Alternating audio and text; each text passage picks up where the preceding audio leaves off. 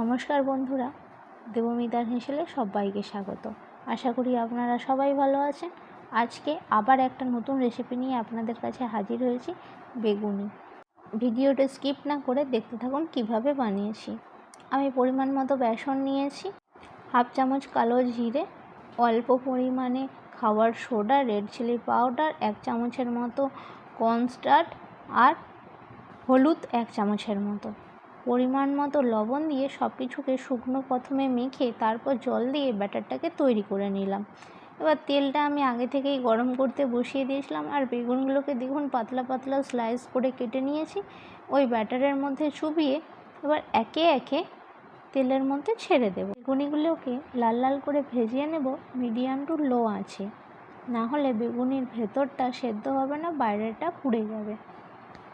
দেখুন এইভাবে ভেজে নিয়েছি। আর বেগুনি তো কম বেশি সবার বাড়িতে হয়, আমি কিভাবে বানাই সেটাই আপনাদের কাছে শেয়ার করলাম। তাহলে ভিডিওটি ভালো লাগলে লাইক, কমেন্ট, শেয়ার ও সাবস্ক্রাইব করবেন আমার চ্যানেলটিকে। আপনারা ভালো থাকবেন, সুস্থ থাকবেন। দেখা হচ্ছে নতুন একটি রেসিপিতে। আজকের জন্য ধন্যবাদ।